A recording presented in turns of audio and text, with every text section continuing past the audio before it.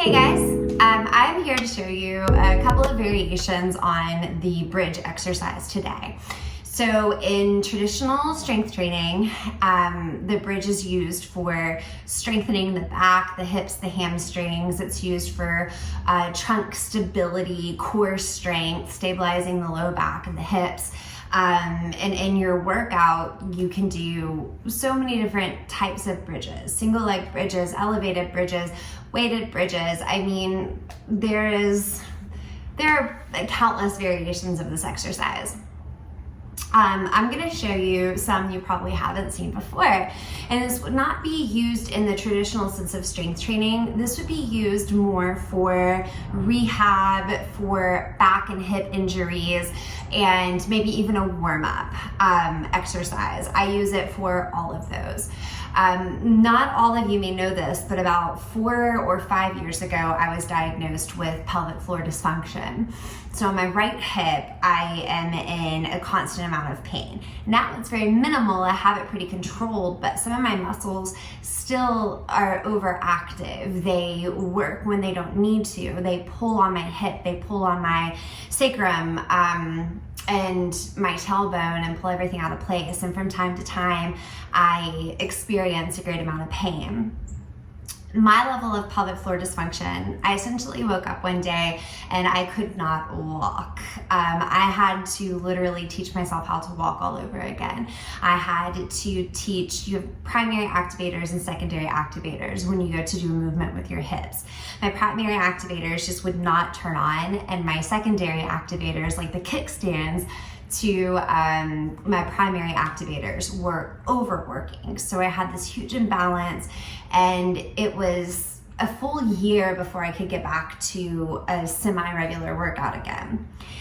In that time, I took Pilates, and these exercises are exercises I learned when I was in this beginner reformer Pilates class. And I learned it from an instructor who also had to kind of teach herself how to walk all over again. She had a major spinal injury.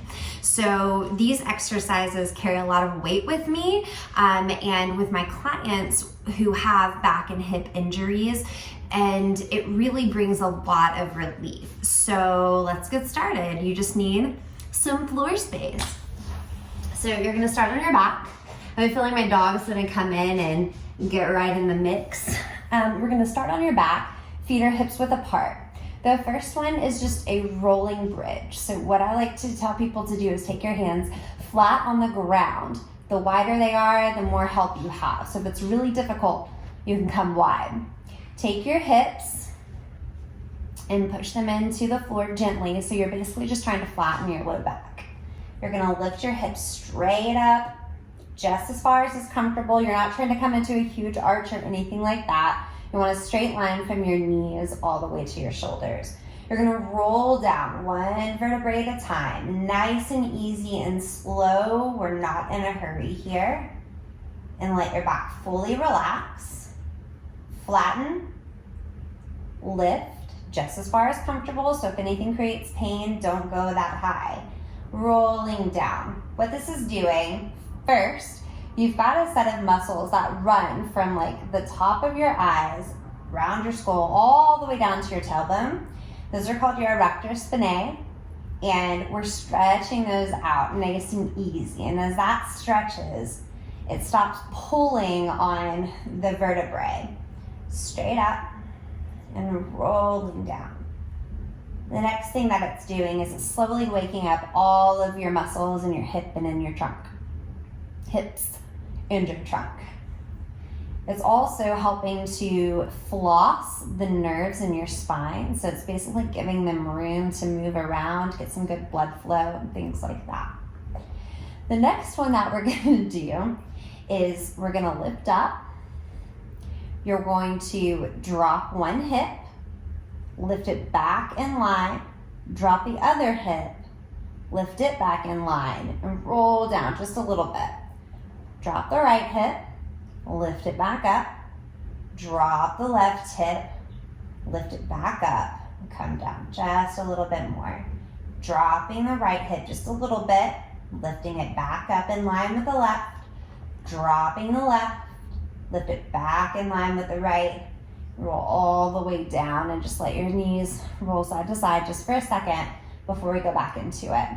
This one is going to be really good for activating all of the muscles. So this is going to activate your stabilizers, it's activating your primary activators, your secondary muscles, and it's basically you're slowing down to teach them how to work and move. And we're working unilaterally, so that way one set of muscles can't exactly rely on the other set. It's like working out with dumbbells instead of a barbell.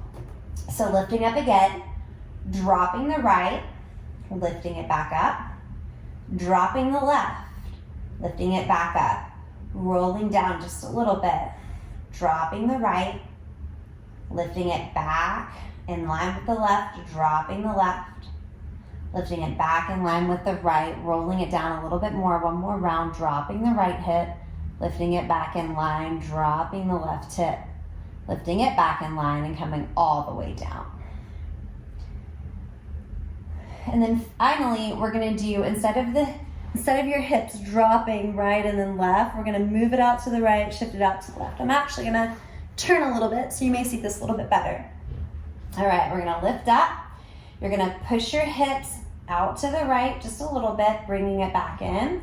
Push them out to the left, bringing it back in and rolling down, pushing to the right, back in, pushing to the left, back in, rolling down some more, push to the right, back to center, pushing to the left, back to center, and rolling all the way down. What this is doing is helping realign and stretch out your spine side to side, helping to create some space there to stretch out those muscles, and again, to relieve a lot of pressure on those nerves. This is really good, especially if you have sciatica and you have that nerve pain and numbness and burning going down the back of your hips, back of your legs, all that stuff.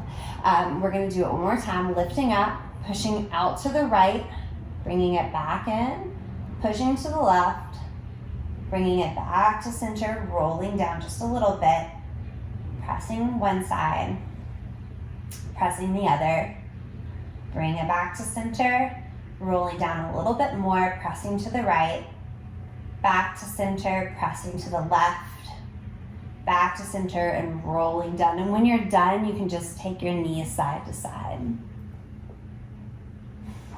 So these exercises, if you've never done them before, I think my dog like messed up my hair. If you've never done them before, you're gonna feel a lot of activation here. So this is definitely something like if you do it for a warm up or even to give yourself some pain relief, you're gonna take your time with, and you are gonna feel all of your muscles activating. You're gonna feel your glutes engage. You're gonna feel certain parts of your core engage, your back, all that stuff, but you're also gonna feel a lot of blood flow to that area. So we're stretching out a lot of these tight inner core muscles that can be difficult to reach.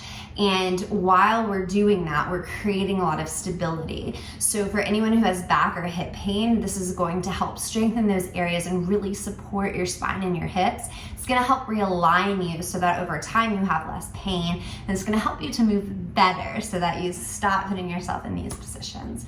If you have any questions or interested in more stuff like that, just leave a message below and let me know. And I hope you guys have a great day. Thank you so much.